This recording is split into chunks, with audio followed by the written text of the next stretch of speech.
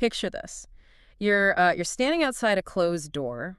Oh, boy. Yeah, we've all been there, right? Yeah. Maybe it's a high-stakes corporate boardroom or a really crowded industry networking event. Yeah. Or maybe it's the final round of a crucial job interview. Yeah.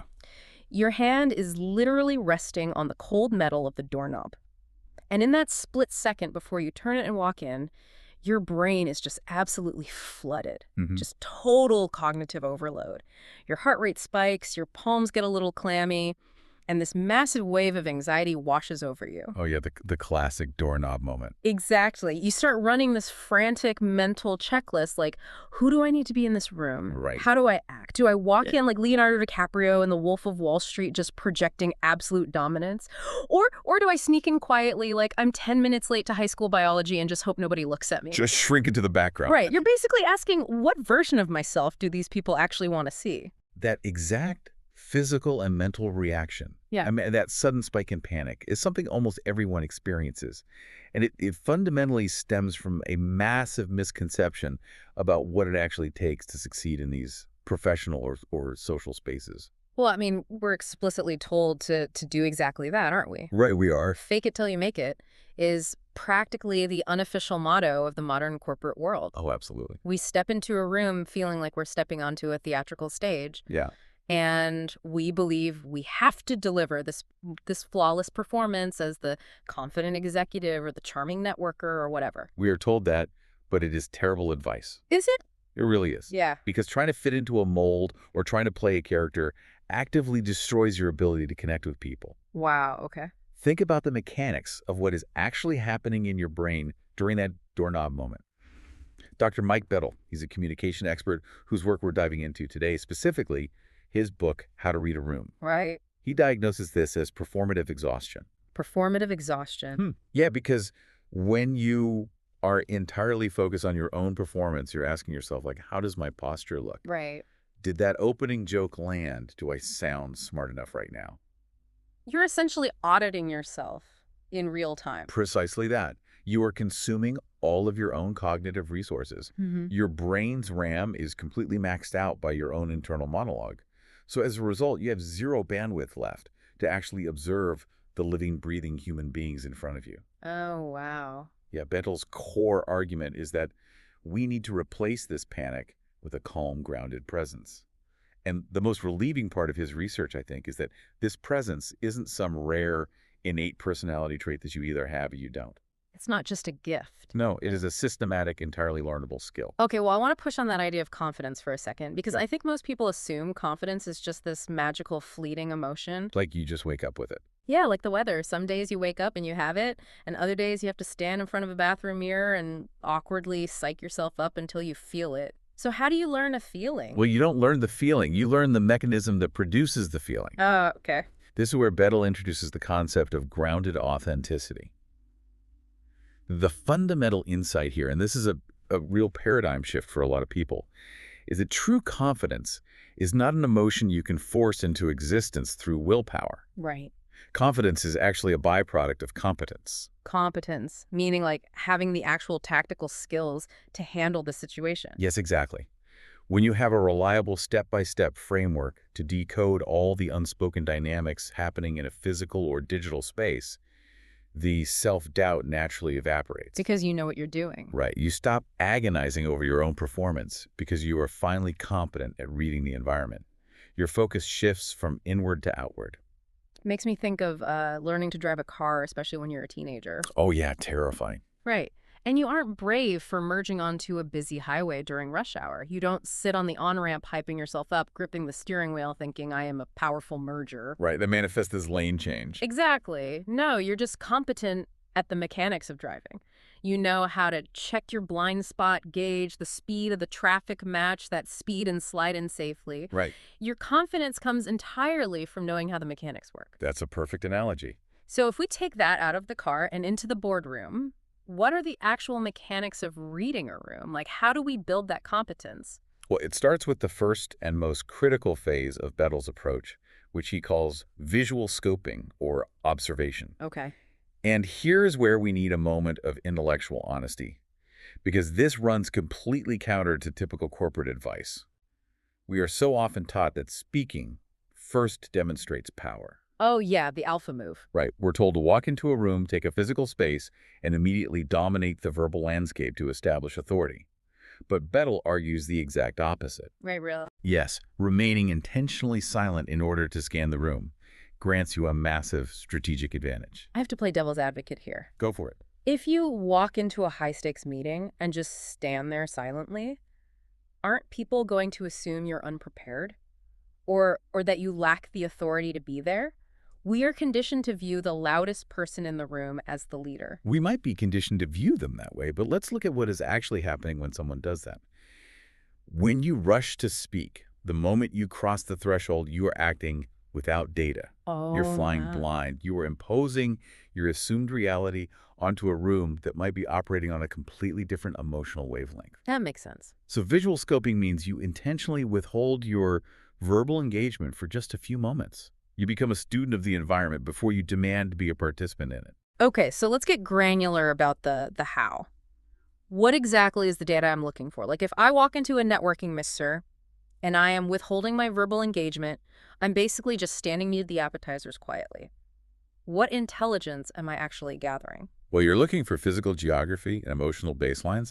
Think of it as mapping the terrain. Mapping the terrain. Who is standing near whom? What do the group clusters look like? Is there a tight circle of, say, 4 executives with really closed-off body language, like their shoulders are turned inward? Yeah. Minimal eye contact with outsiders? Right. You don't want to interrupt that. Exactly. That tells you it's a private, high-friction conversation. Do not approach. But on the other hand, do you see a loose U-shaped group where people are laughing and their feet are pointed outward? Oh, their feet are pointed out. Yeah, that's a physical cue. That is an open, receptive cluster. Wow. And in a boardroom, you're looking at where the tension lives before the meeting even officially starts. Right, because the meeting before the meeting is usually where the real information is anyway. Exactly. Who just rolled their eyes when a specific project timeline was mentioned in casual banter. Yeah. Who is furiously organizing their notes, which signals high anxiety, and who is leaning back in their chair, totally checked out. The key to this step, and this is how you actually execute it, is separating sensory facts from subjective assumptions. Say more about that. What's the difference between a sensory fact and a subjective assumption in this context? So a sensory fact is purely observable data. Like, John has his arms crossed, his jaw is tight, and he hasn't spoken to Sarah since they walked up. Okay, that's just what's happening objectively. Right. A subjective assumption is the story your brain instantly writes about that data. Oh, I see. Like John hates my project proposal and he's angry with Sarah about the budget. Exactly. Our brains always rush to create a narrative. We want a story to explain the data.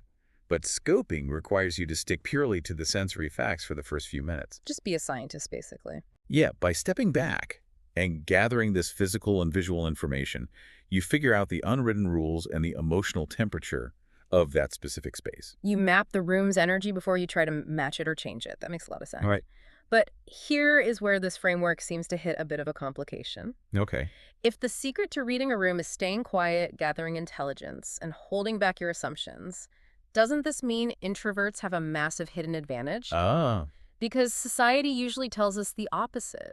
The corporate world seems explicitly designed to reward loud, fast-talking extroversion. So what happens to the natural talkers when the rule is stay quiet and observe? You are hitting on one of the most robust and realistic parts of Bechtle's methodology. He specifically addresses the opposing behavioral traps of introverts and extroverts. Okay. Because the strategy is absolutely not one-size-fits-all. We all enter that doorknob moment with completely different default settings. Right. So let's look at introverts first. As you pointed out, corporate culture often makes introverts feel inadequate, like they need to fix themselves. Yeah, drink 3 coffees and become louder to be valued. Exactly. But Bechtle completely reframes their natural quietness and their capacity for deep listening. He says it is not a social deficit. It is the exact superpower required for the scoping phase. So they're already executing step 1 by default. Like they are naturally standing back. They are. The adjustment for introverts is a mental shift. They need to stop viewing their silence as a flaw or as just being awkward, and instead reframe it as an active strategic tool for data gathering. Wow, that's a huge reframe. Right. They aren't being shy. They're collecting the intelligence needed to strike at the perfect conversational entry point. When an introvert finally speaks after thoroughly scoping a room, their contribution is usually highly calibrated and deeply impactful. Because they've processed all the inputs first. But what about the extroverts? Because, I mean, I know extroverts who get promoted precisely because they talk a million miles a minute and they generate this incredible energy. For sure. If I'm a natural talker and I literally process my thoughts by speaking them out loud, how do I avoid sabotaging myself without feeling like I'm completely stifling my personality? Well, extroverts have incredible natural gifts, right? High verbal energy, the ability to initiate conversations easily, a profound comfort in large groups. But the book points out where they frequently misuse those gifts. How so? Extroverts often equate silence with dead air or even failure. Yes, silence is the enemy. Exactly. Mm. And because they process externally, their high verbal output often causes them to dominate spaces. They speak before they analyze the group dynamics. And because their brain is so focused on generating the next sentence, they completely miss the subtle nonverbal cues happening right in front of them. Oh, wow. They're essentially blinding themselves with their own words. That is a perfect way to put it.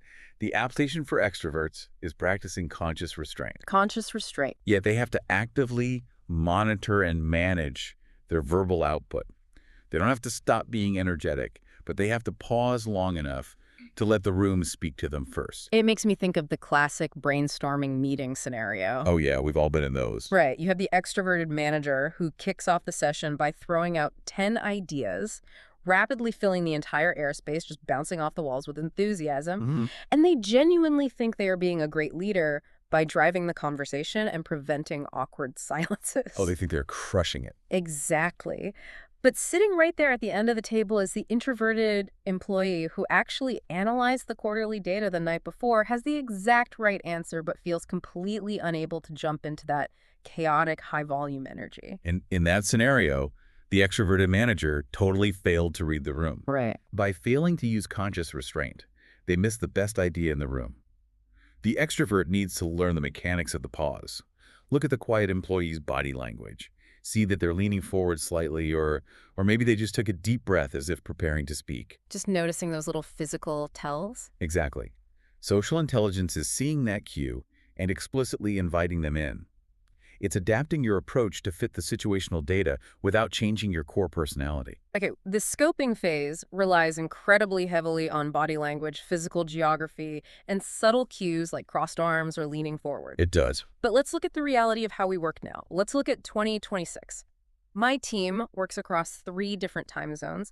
I only ever see them in a tiny grid of video boxes on my monitor. The digital room. Yeah, does this whole framework collapse when the room is just a screen? I mean, how on earth do you read a room when Dave from accounting is eating a sandwich with his mic on and Susan's camera is pointing entirely at her ceiling fan? That is such a real problem. It is a profound shift in how we interact. And you're right that the lack of physical presence in hybrid or remote work heightens our self-consciousness. It eliminates a lot of traditional data points. So what do we do? Well, the methodology actually holds up surprisingly well. The exact same scoping techniques apply to the digital grid. Yeah. You're just analyzing a different set of metrics. So how do we decode the grid? Walk me through a modern scenario. Let's say I'm joining a tense cross-departmental virtual meeting. Okay. 2 teams who do not get along are forced to collaborate on a severe budget cut. My hand is on the metaphorical doorknob, the join meeting button. I click it.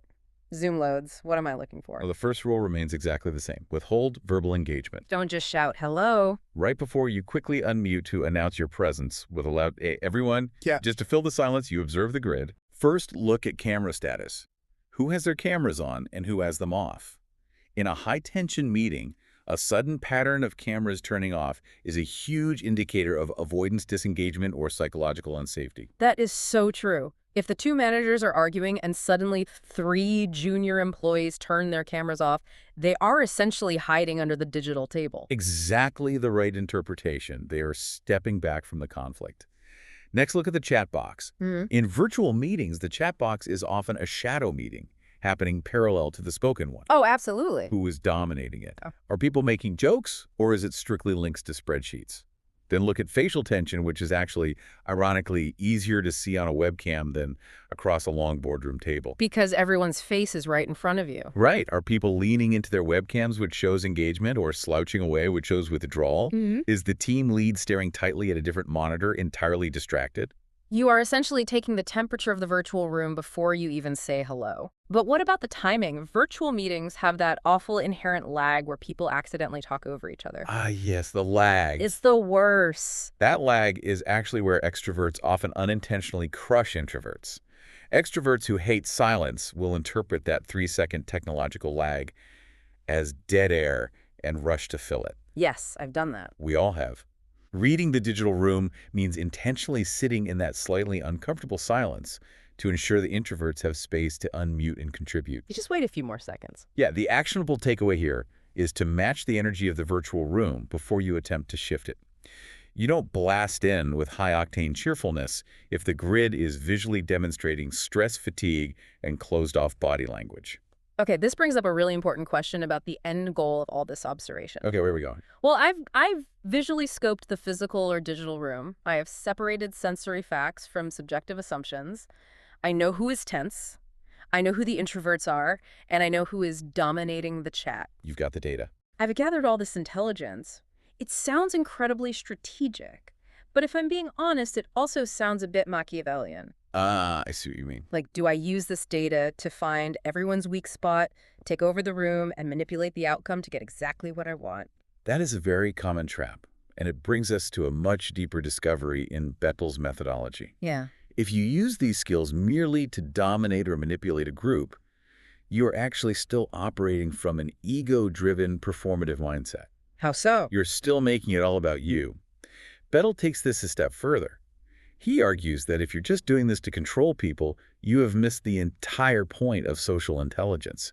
True influence actually looks like serving the room. Serving the room, not leading it. That feels kind of counterintuitive. I'm the manager. Aren't I supposed to lead? This is where people profoundly misunderstand the nature of effective leadership. Okay.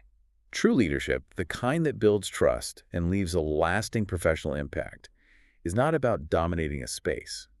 It's about supporting it. Supporting it. Yeah, once you have accurately read the room and gathered the data, your job is not to figure out how to make yourself the star of the show. Your job is to identify what the room needs in that specific moment and provide it. Oh, wow. That completely flips the script. It really does. So if we go back to that tense virtual negotiation over the budget cuts between the two subgroups, I don't use my situational awareness to force my own agenda through while they're distracted by their own argument. No, you use your data gathering to de-escalate the conflict. Because you observe the room, you realize, the tension here isn't actually about the dollar amounts in the budget. It's because Group A feels like Group B isn't respecting their technical expertise. Right. You saw the underlying issue. Exactly. So you serve the room by explicitly validating Group A's concern. You use your awareness to draw out the quietest team member who has the exact knowledge needed to bridge the gap. You gently guide the collaborative discussion rather than dictating the outcome. It really aligns with that smart friend persona. Like, real lasting influence doesn't look like a steamroller. It isn't loud or aggressive. It is gentle. It is persuasive, and it leaves people feeling better about themselves and the project. Yes. You aren't forcing anyone into submission. You are facilitating an environment where they can do their best work. Paradoxically, that is what makes you truly memorable and highly valued. You aren't remembered because you had the slickest PowerPoint presentation or the most dominant voice. Which is what we all think we need. Right. But you are actually remembered and promoted because you consistently make the room function better. You serve the collective goal. Let's pull all these threads together. How do we actually integrate this into a fluid motion? Because if I'm trying to remember all these steps in real time, I'm going to end up back in cognitive overload, just staring blankly at people. Well, it becomes fluid when you understand how the mechanics feed into one another. It's a cycle, really. Ah, okay. Walk me through it. Step 1 is observe. You pause your own anxiety, withhold your words, and gather the sensory data. Right. The physical layout, the body language, the lag on Zoom. Exactly. Step 2 is engage. You connect with empathy, matching the emotional baseline you just observed. Step 3 is plan. This is where you actively filter out your subjective assumptions. Right. Reminding yourself that crossed arms might just mean the room is cold. Exactly. That's a perfect example. You Got it. filter those out and decide what the room actually needs. And then step 4 is execute.